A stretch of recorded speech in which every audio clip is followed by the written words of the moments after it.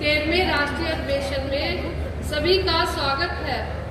नागपुर की क्रांतिकारी भूमि पर आज मुझे वामसेप के मंच पर देश भर से लोगों से रूबरू होने का मौका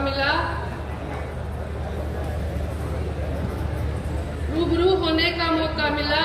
मैं एक साधारण सी महिला को आज संगठन ने मुझे यहाँ पहुँचा दिया, जहाँ पर हमारे मूल निवासी समाज के राष्ट्रीय स्तर के मुद्दों पर यहाँ चर्चा हो रही है। मैं रीना भाटिया हिमाचल प्रदेश बाल मुक्ति मोर्चा महिला विंग से हूँ। मैं बाबा साहब डॉक्टर भीमराव अंबेडकर और अपनी महानायिका और महापुरुषों को नमन करती हूँ।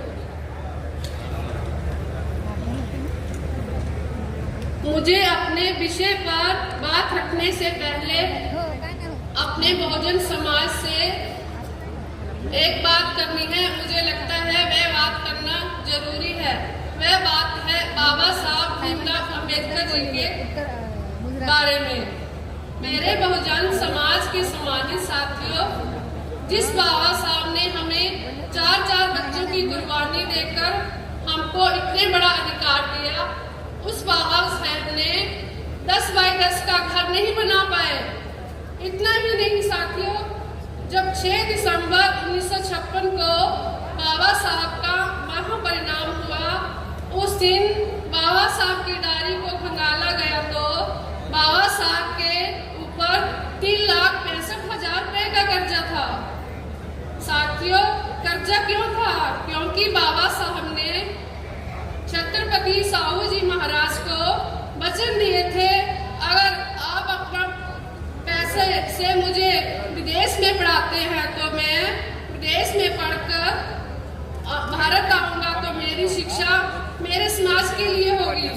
साथियों, इस वचन को पूरा करने के लिए अपना समाज से कर्ज लेकर अपने परिवार की चिंता न करते हुए बाबा साहब अम्बेडकर ने पूरी जिंदगी जमानी केवल समाज के लिए कुर्बान कर दी और अपनी जान की बाजी लगाकर 26 जनवरी 1950 को चमत्कार कर दिया।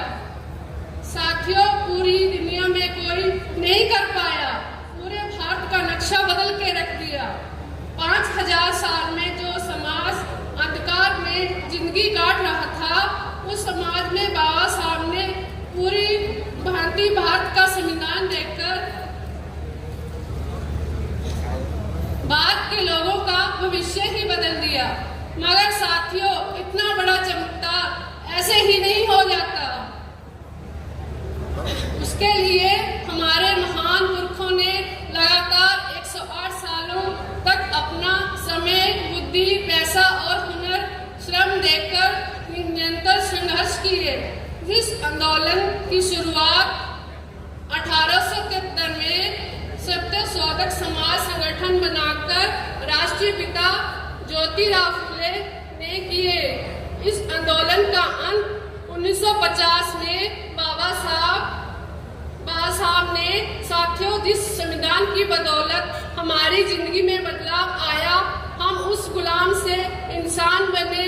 उस संविधान निर्माता ने अपने समाज को मौलिक संदेश दिए थे कि ए मेरे समाज के लोगों, अगर आप पढ़ लिख कर कुछ बन जाना तो अपनी कमाई का समय, बुद्धि, पैसा और हुनर, श्रम समाज को देना। और साथियों, जिस समाज में आपका जन्म हुआ है वो समाज पीछे छूट गया। हमारे समाज के पढ़े लिखे बड़े बड़े अधिकारी, कर्मचारी बने। बाबा साहब ने उन मौलिक संदेशों को भूल गए।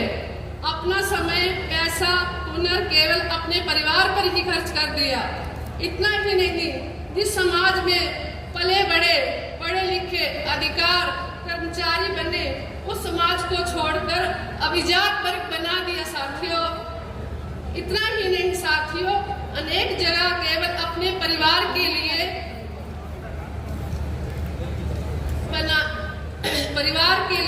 बाबा साहब ने अपने परिवार के लिए 10 बाय 10 का एक कमरा नहीं बनाया। आज उनके दिए गए अधिकार की बदौलत हमारे समाज के लोग 10 बाय 10 का तो बाथरूम बनाते हैं साथियों, और उनमें संगमरमर लगाते हैं। जाती है साथियों, ये ओबीसी महिलाओं के साथ बहुत बड़ी साजिश हो रही है। आज का जो लोकतंत्र है, जिसमें जनता का पर्याप्त प्रतिनिधित्व होता है, वह लोकतंत्र हमारे देश में नहीं है। हमारा संविधान 26 जनवरी 1950 को लागू हुआ था। संविधान तो हमारे पक्ष में था साथियों, लेकिन जो व्यवस्था है हमारे समर्थन में नहीं है। इसके बहुत सारे कारण है साथियों। मीडिया ब्राह्मणवादी ये प्रचार करती है कि महिलाओं का सशक्तिकरण हो रहा है, लेकिन साथियों महिलाएं आगे बढ़ रही है क्या? मुझे तो लगता है वह कौन सी महिलाएं हैं जो आगे बढ़ रही है।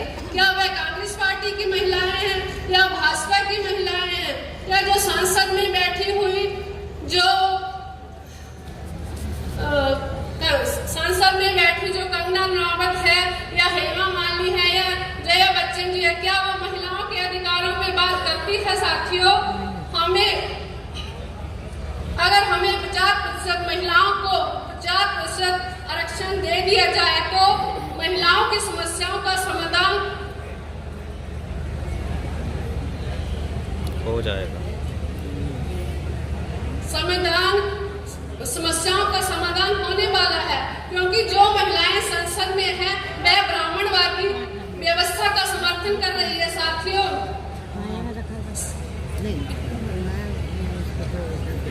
सारी महिलाएं हमारे हक और अधिकारों की बातें नहीं करती है, ये सिर्फ पार्टियों के लिए कार्य कर रही है साथियों। पार्टियां ब्राह्मणवादी पार्टियां हैं, ये महिलाएं नॉमिनेट करते हैं, इनको पावर देते हैं, लेकिन हमारी मूल निवासी महिलाओं में से लड़ाकू महिलाएं संसद में जाकर हक अधिकार के लिए लड़ाई लड़ेंगी तो इन सारी समस्याओं का समाधान सिर्फ राष्ट्रीय व्यापी जन आंदोलन से होगा। नहीं, कोई कुछ पढ़ा नहीं है ना, नहीं। फिर मैं अपनी बात को समाप्त करने से पहले मैं ये बात रखना चाहूंगी कि जो भी हमारे पुराने कार्यकर्ता है या जो भी पुरुष भाई आए हुए हैं, अगर वो अपनी घर की एक एक महिला को भी साथ लेकर आते तो हम इस आंदोलन में बहुत जल्दी सफल हो जाएंगे। क्योंकि साथियों ये जो